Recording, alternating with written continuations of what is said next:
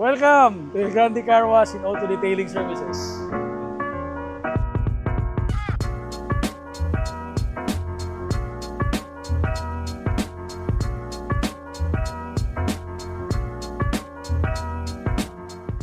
So this is Tito.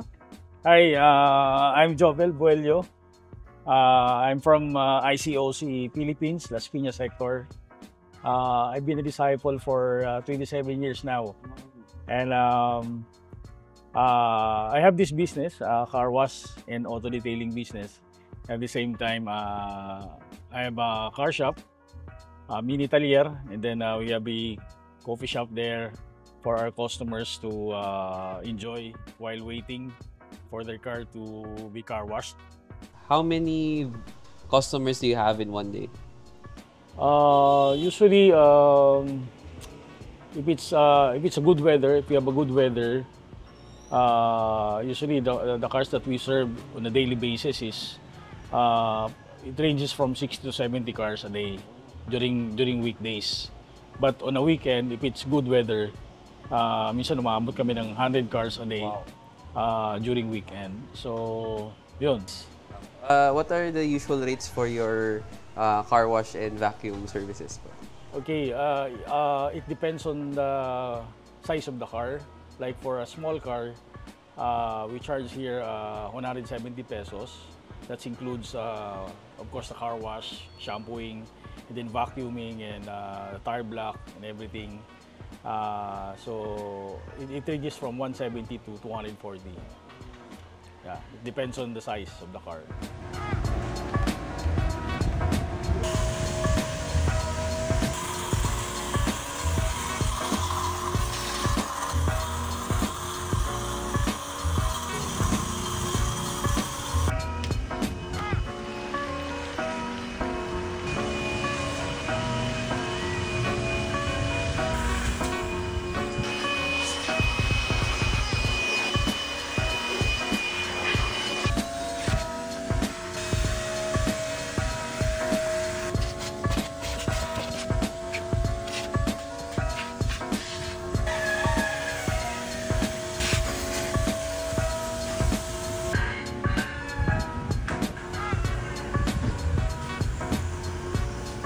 Okay, usually my daily routine is I wake up around 7 a.m. in the morning, and then of course after you wake up, you do your times with the Lord, no, pray, and then read His words and meditate.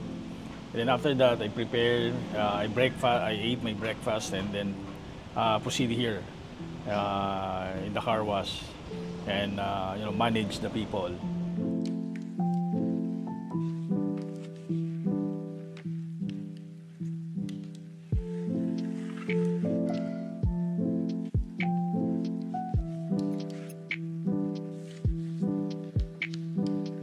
Okay, so this is our coffee shop that caters for our customer here sa car wash.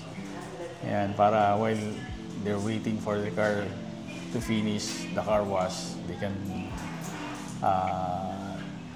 sit back here, relax, and have some coffee. Yeah, we have some pastries here and halo-halo. We have coffees. This is the halo-halo? Yeah. Ano po siya? Kilala po? Malabon sweets. Malabon sweets. Ang halo niya, ang ingredients niya. Galing Malabon. Kaya sarap.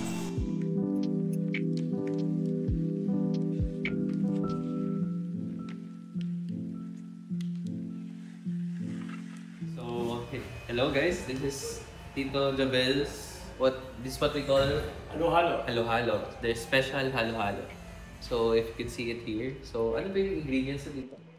Meron dyan makapuno, merong garbanzos, merong white beans and black beans, and may leche plan, then there's an ice cream, tapos of course milk.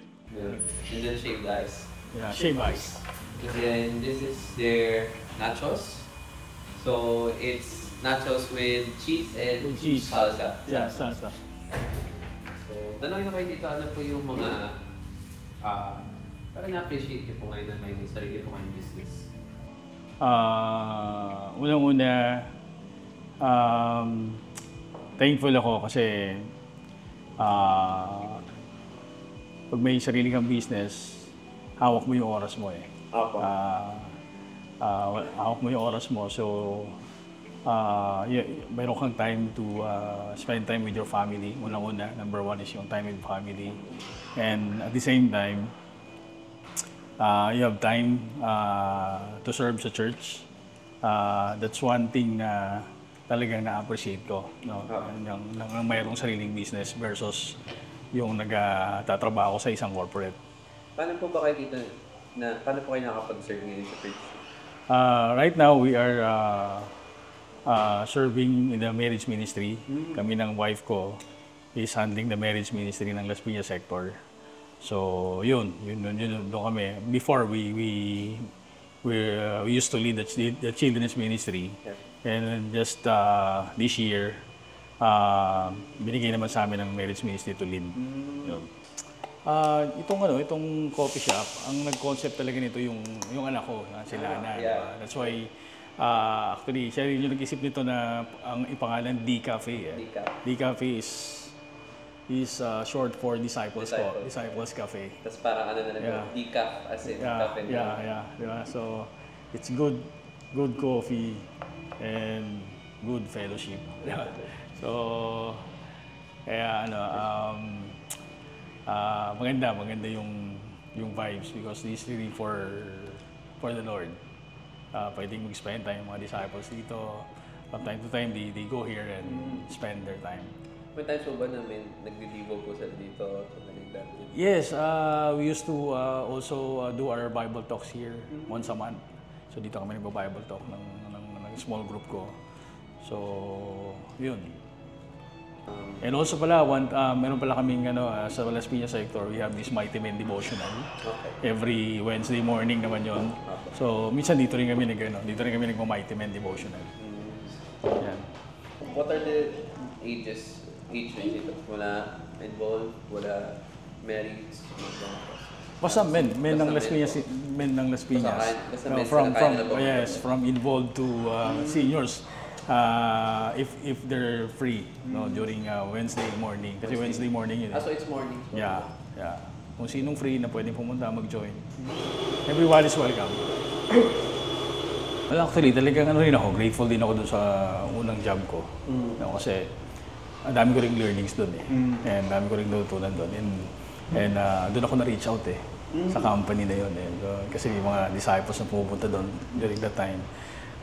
And dun ako na-invite sa church. Dun ako na-reach out. So, year po dito? 1998. So, nag-count pa yung mga singles po kayo? Single pa ako noon, 1998. Nandun ako. Nag-start ako sa corporate 1987. 1998, na-reach out ako ng isang disciple. So, and from them on, talagang naging maganda rin yung start ko doon, yung career ko doon. Because it's all God. Nakita ko si God talaga yung nag-move, si God yung nag-work sa akin. So, hanggang sa yun nga, medyo dumating doon sa time na talagang sobrang stressful na talaga. And hindi na rin nagiging maganda yung personal walk ko kay God. Medyo nag-i-struggle ako. Kaya talagang I decided na to quit the corporate and have a own business para hindi mag-suffer yung family ko, yung relationship ko kay God, hindi mag-suffer. At the same time, makapag-serve ako sa church.